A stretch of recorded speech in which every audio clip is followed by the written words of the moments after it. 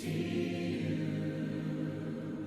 I want to see you. Open my eyes, Lord. Open the eyes of my heart, Lord. Please open my eyes. Open the eyes of my heart. 'Cause I want to see you. I want to see you. To see you high.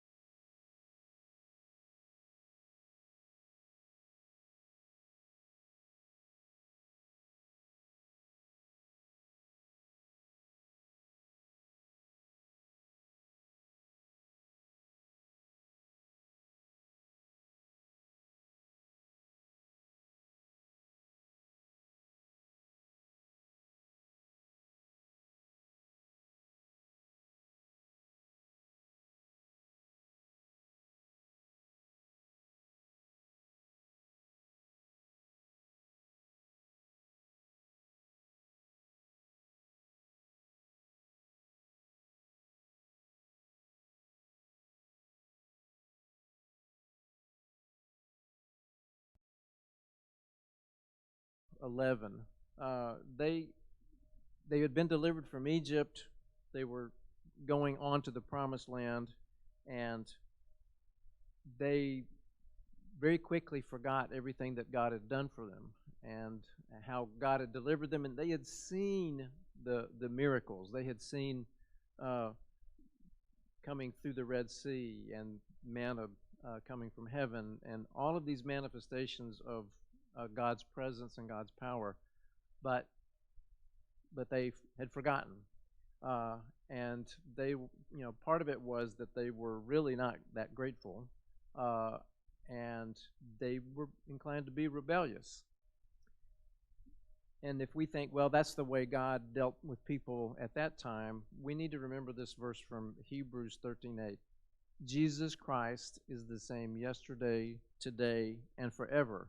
And in these verses in 1 Corinthians chapter 10, Paul says that of the Israelites, all of them ate the same spiritual food, and all of them drank the same spiritual water, for they drank from the spiritual rock that traveled with them, and that rock was Christ.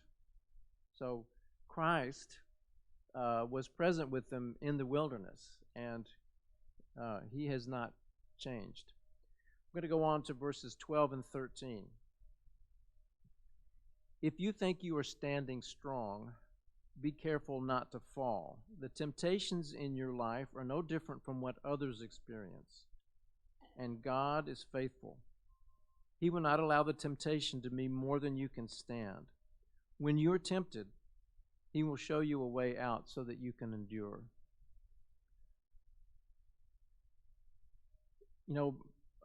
Many times when we're tempted to do something, and if as committed Christians, we feel bad about that. And sometimes we feel like even being tempted is a problem. Is it a sin to be subject to temptation? No? Okay. And that's something that we all face. Are the temptations that we face in our lives the same for all of us? No. There are things that, one person may be tempted by that another isn't. In the course of your life, are there things that appeal to you when you were at one stage of your life that really have no appeal now? I mean, I can think of that.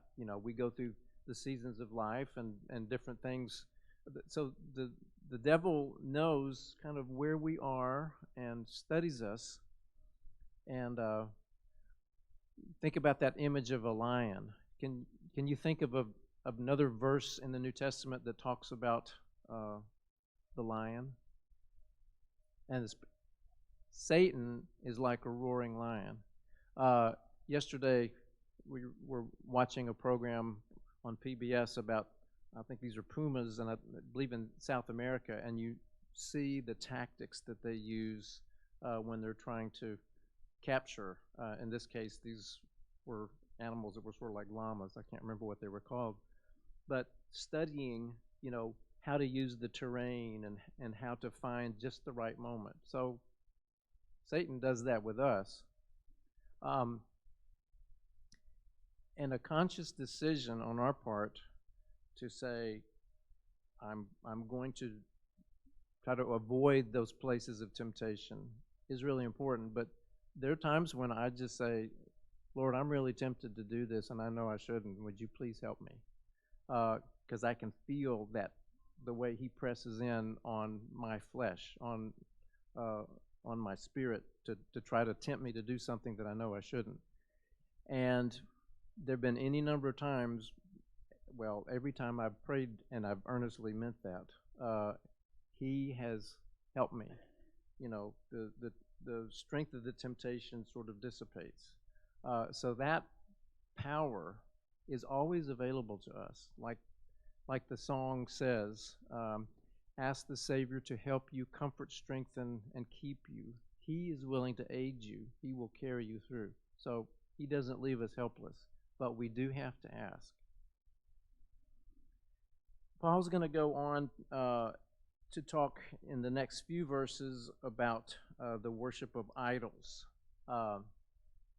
because that was the situation that many of these Corinthians faced, especially those who were Gentiles who had come out of this pagan background. That had been part of their lives, everything that they'd ever known.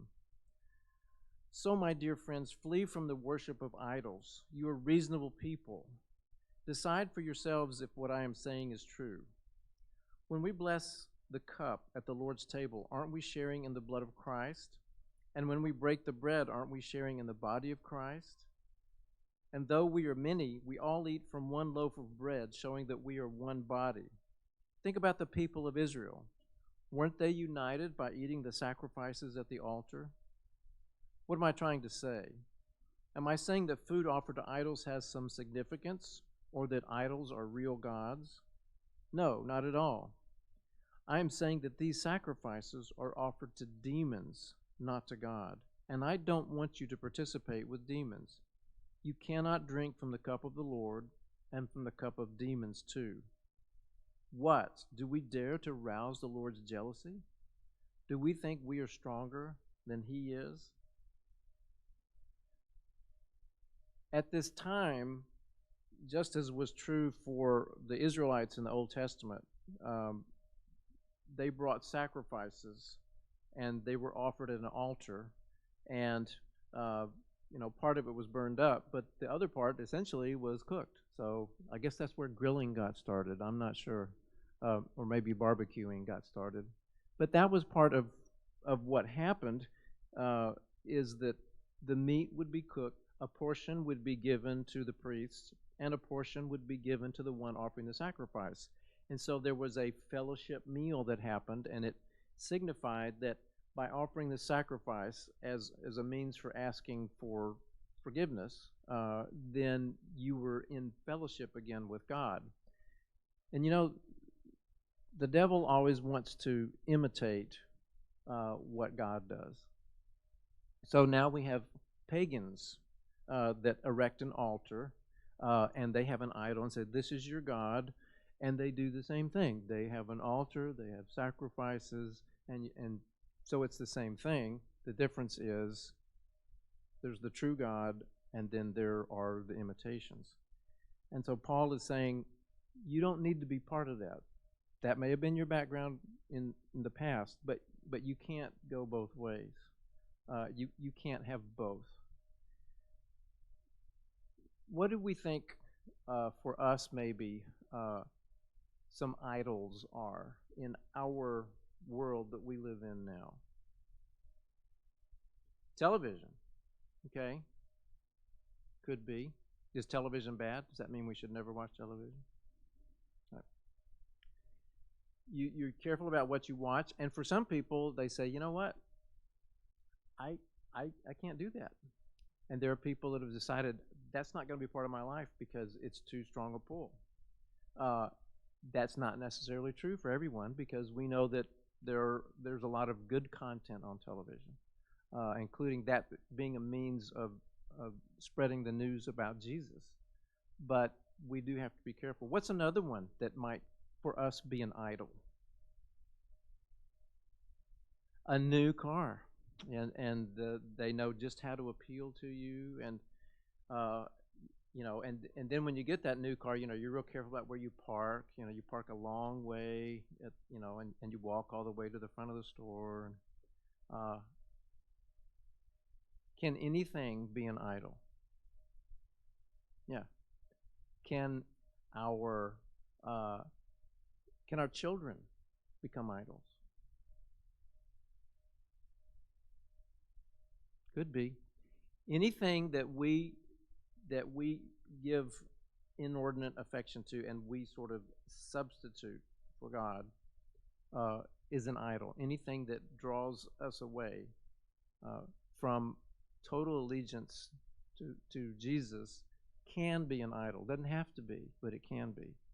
Um, so in our case, we're probably, we don't live in a world where we're tempted to participate in a sacrifice to an idol, but we can sacrifice time, we can sacrifice money, we can sacrifice attention and allegiance to things that dilute or diminish or turn us away from our love for God. And that's what Paul is warning us about.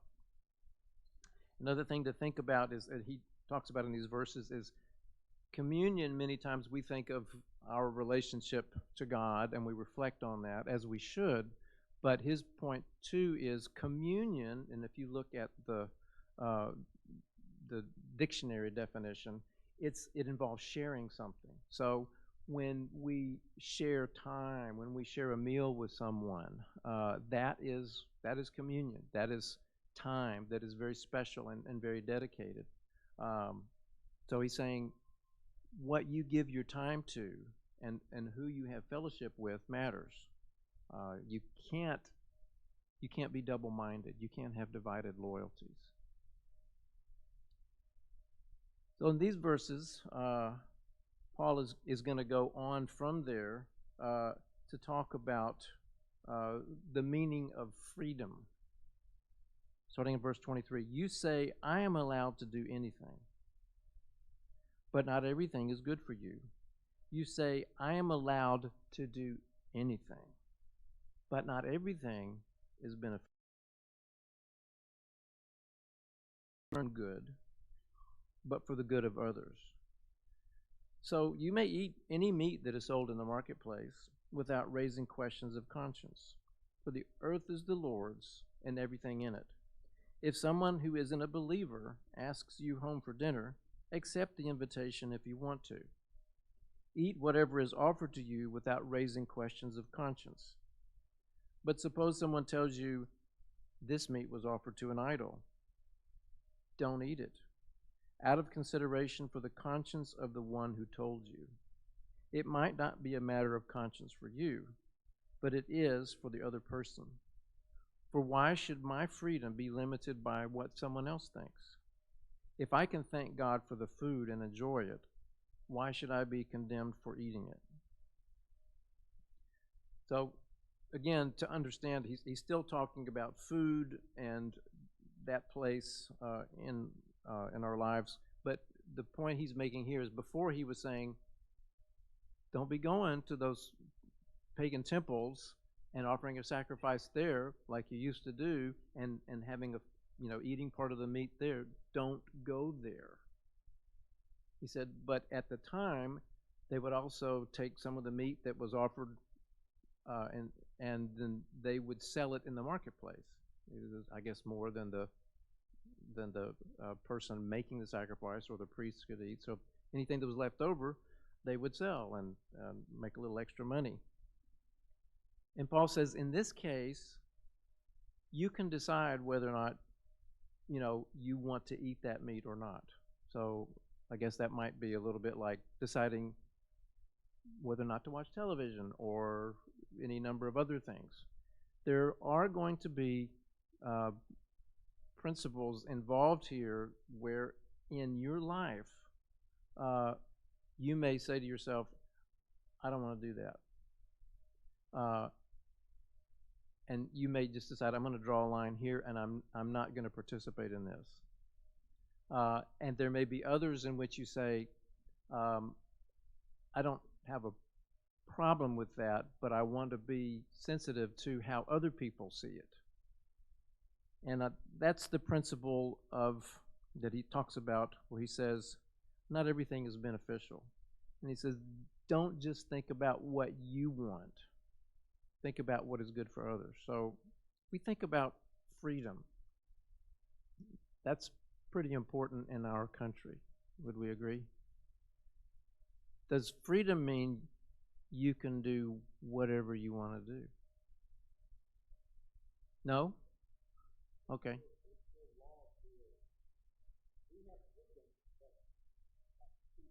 Times, file your taxes.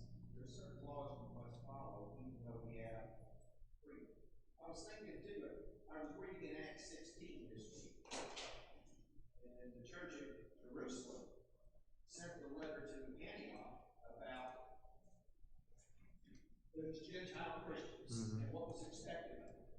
And one, I think, the first or second one was don't eat food that had been prepared for idols. There's nothing wrong with eating it per se, but because of the situation of converted Gentiles to Christianity versus Jews that had been converted to Christianity, it was causing conflict, so just avoid it altogether.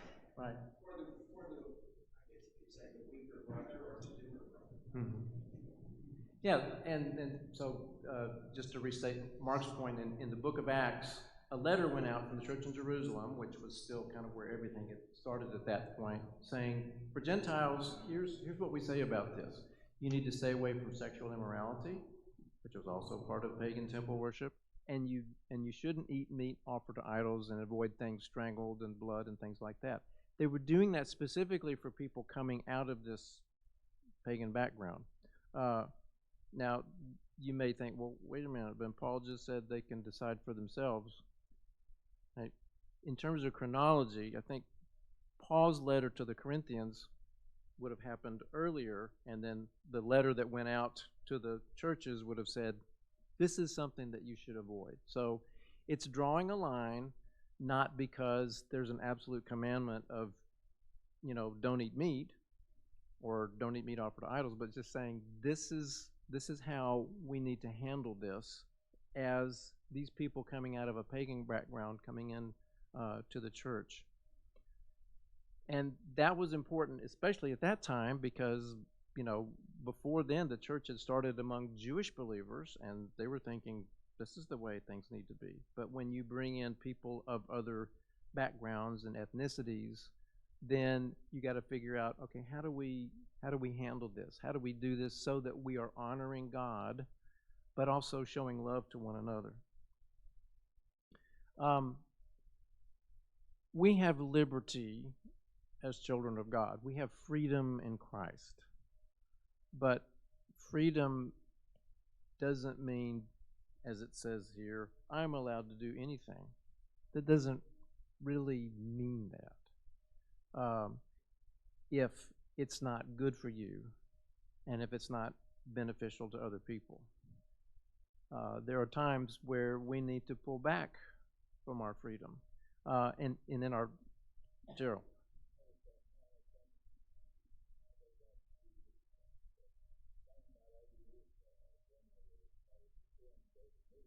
Mm-hmm.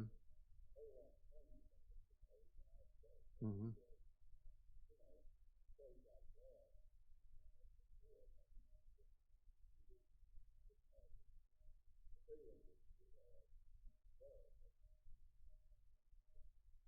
Yeah, so Gerald's point was he had a grandmother who thought you should just not go to the movies.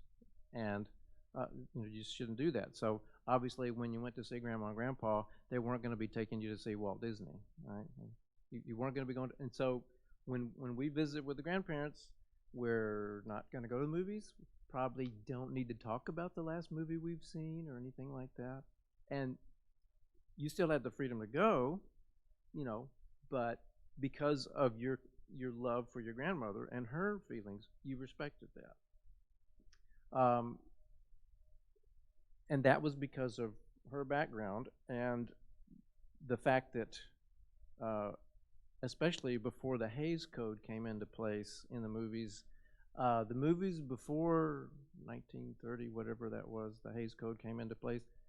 They were going downhill fast, and so people's experience with the movies had not been positive in terms of the role models and things like that. So obviously there were people that felt strongly about that. My grandmother's thing was playing cards. Um, and so when my cousins and I would go, and we showed up with cards because we were playing like, hearts and spades and things like that. And she'd say, are those spot cards? Well, yeah, they have spots on them, but that's what she meant was, are those the same kind of cards that they use when people gamble?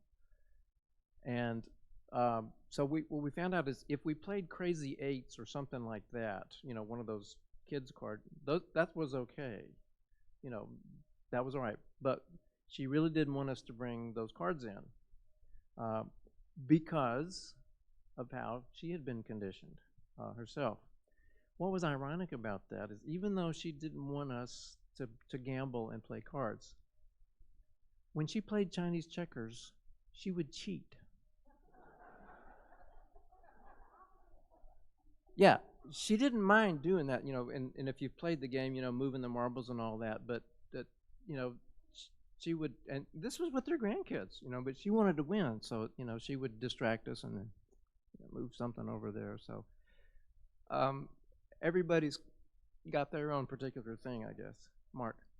Go along with what Gerald said, if you did 66 years ago, pool tables were associated with pool halls, which was known for alcohol. Well, and yeah. But I've noticed, like in today's world, we'll have restaurants that are called Tavern and Grill. Mm-hmm. Now, if I went to a tavern as a teenager, I would have gotten lit up by my parents. Mm-hmm. But in today's world, a tavern and grill or a ale house means yes, liquors there, but also food. So over time, sometimes our world around us kind of changes the definition of things. But it still could have been somebody if I was seen walking into a tavern and ale house. What has Mark done? Yes. What's happening with that? Yeah. And of course now, many restaurants, including restaurants we like to go to, they have a liquor license. They have a bar and they serve drinks and all that, but that doesn't mean we have to have them. But again, there are things culturally that will change over time, and what we have to figure out, and every Christian has always had to figure out in the ages in which they lived, is how do I stay true to following Jesus Christ in this place where I am? How do I handle that? There are very clear commandments, but then there are going to be areas in which you're going to have to decide, how am I going to handle that? The freedom that we have in Christ is the freedom to follow, obey Him, remain loyal to Him, and show love to other people, both people within the body, but also unbelievers, because that's Paul's point about this. When the way we conduct ourselves among people who don't know Christ is very important, because we are to be salt and light. We are to live lives in such a way that people want to know not who we are individually, but why we live the way we do, and that they would see the light of Christ reflected in our lives, in how we conduct ourselves, in what we say. And that's what Paul is talking about in these particular verses. In the closing verses of chapter 10, Paul says, whether you eat or drink or whatever you do, Do it all for the glory of God. Don't give offense to Jews or Gentiles or the church of God.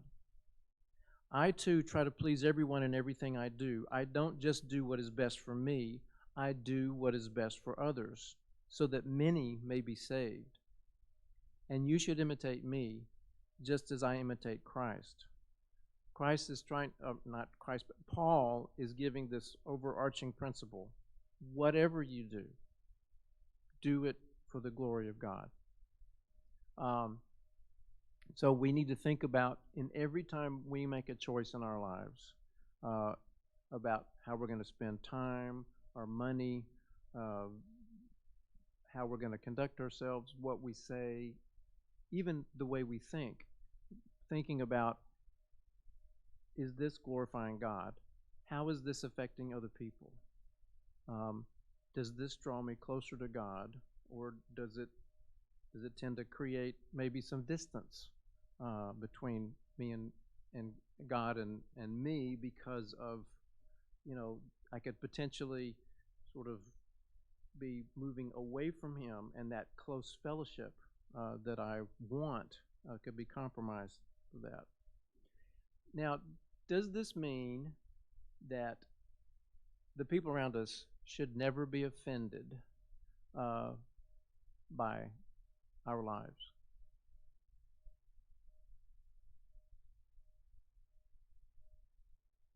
It depends on them. Say more, Peggy.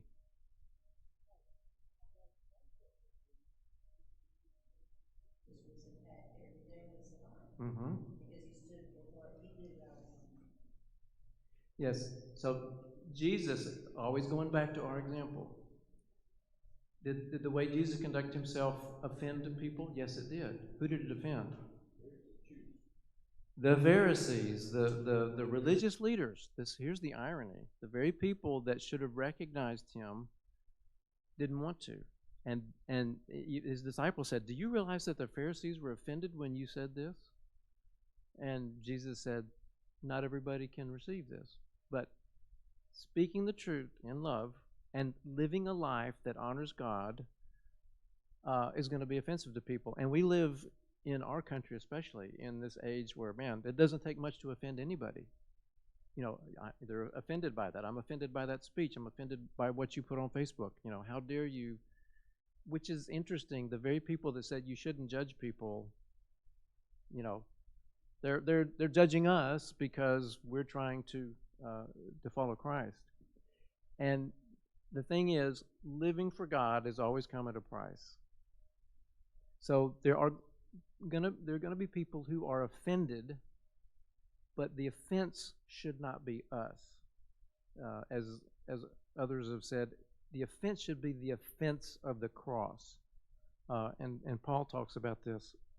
There's the cross is offensive. He talks about this in the first part of 1 Corinthians. For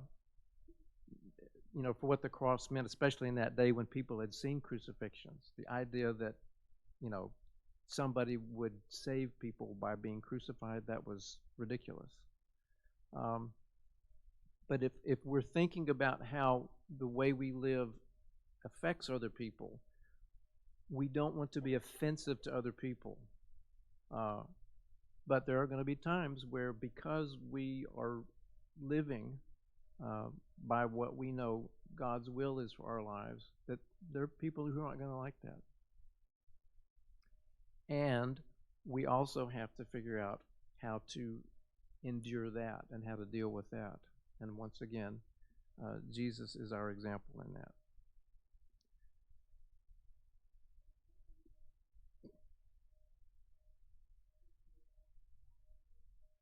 Mm-hmm. Yes. You saw what, Lord, you saw what happened. You saw what I did. Help me to go on. And, we might say something to someone or treat them in a way that might offend them. And we can always say, "I'm sorry, I didn't mean to offend you." But the Lord sees it all. And that also may be that time of temptation where, because somebody's putting pressure on us, we may be tempted to compromise what we know to be true. And that's also a time where we say, "Lord, I really need you to give me wisdom in this situation because this is hard.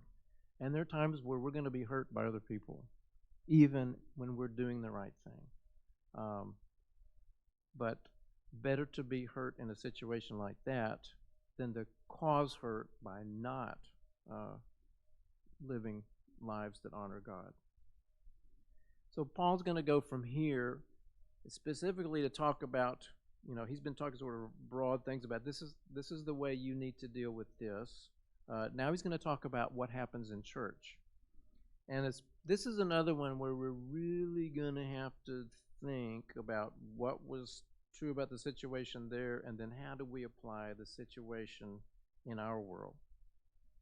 So in the first 10 verses of chapter 11, it talks about instructions for public worship, and also has to do with social customs at that time. I am so glad that you always keep me in your thoughts and that you are following the teachings I passed on to you. But there's one thing I want you to know. The head of every man is Christ, the head of woman is man, and the head of Christ is God. A man dishonors his head if he covers his head while praying or prophesying. But a woman dishonors her head if she prays or prophesies without a covering on her head, for this is the same as shaving her head. Yes, if she refuses to wear a head covering, she should cut off all her hair. But since it is shameful for a woman to have her hair cut or her head shaved, she should wear a covering. A man should not wear anything on his head when worshiping, for man is made in God's image and reflects God's glory, and woman reflects man's glory. For the first man didn't come from woman, but the first woman came from man. And man was not made for woman, but the woman was made for man. For this reason, because the angels are watching, a woman should wear a covering on her head to show she is under authority. Mark, I really wish that this had been part of what you were teaching instead of. So, if we take a look at the picture that's on the slide, we think about the world we live in now. The significance of a head covering in our society, but also in the broader world, we might think about something like that. What is the significance of head covering in other cultures, specifically Islamic cultures? It's submission, and you may know that that's a really big deal. We have the freedom in our country if women come here, whether they're guests or citizens, if they want to cover their heads, they can. If they don't want to, at least in terms of our society, they don't have to. In other cultures, that's not the case. And you may know of the situation that happened recently in Iran where a woman was visiting Iran and she was, nabbed by the morality police because part of her hair was showing, and they took her to the police station and they beat her until she died. Now, clearly we recognize that that's not what, that's out of bounds. That's not what we're talking about here. Debbie.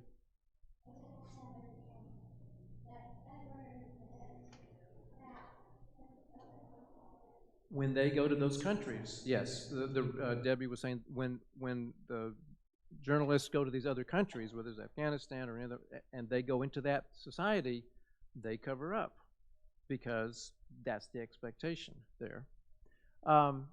So head coverings mean a different thing to us. The principle that we want to think about here is, what does the way we dress communicate to people around us?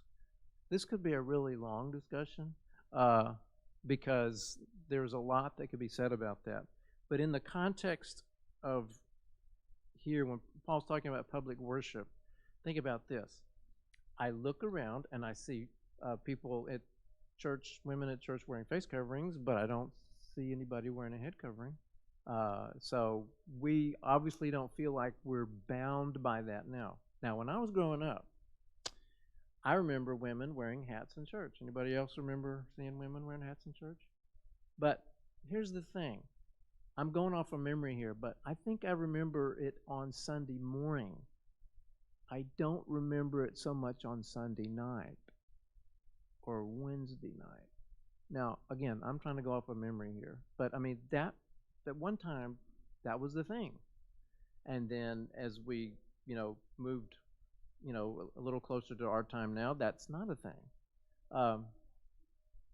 You might see it on Easter because special occasion, but that probably has more to do with, fashion, kind of hearkening back to some of that than necessarily saying, oh yeah, 1 Corinthians 11, I need to do that. Mark. I'm a fan of baseball. And when I look at baseball in the 50s, men are sitting out in the heat with long sleeve shirts, coats, ties, and a fedora or a hat. And when I first took a job at Providence, I was told wear a suit to work every day. But now, business casual has come into play, and how we dress in the Lord's and our worships have changed. I don't consider that a sin. I think it's what's within reason. Within reason, but what's in my heart makes me acceptable to God. Not necessarily do I wear a coat and tie or do I wear an open collared shirt. Right. But things were much different in first century. Yeah, and so, we recognize how things have changed in terms of our dress, both in terms of business, but also in terms of how people dress at church. That can change over time. But again, we're kind of also saying how are people looking at this, and what seems to be acceptable? And some men still wear suits to church, and some men don't, and that's okay. Steve. Wife and I, we had an odd experience about 30 years ago. We were traveling, and we attended the church, a Church of Christ, and at some portion there was this prayer that signified that all the women would reach in their purse and pull out a handkerchief or something from off their heads. It was the most unusual thing that I had ever seen. But I think it goes to the scripture here. So at this congregation, there was a point in the service in which the women put something on their head. Yeah. When my father-in-law preached in Somerset, Kentucky, there was one woman in the congregation who would wear something on her head when she was at church. She was the only woman in the congregation who did that. And for her, that was a matter of conscience, and it was important. Just, we'll obviously need to come back to this section because there's a lot more that we need to say about this. But if we take the principle in mind that we need to understand what Paul was saying in the context of this time for this church, but then think, how does this apply to us today? So that's where we'll start next time. Thank you for your comments and your attention.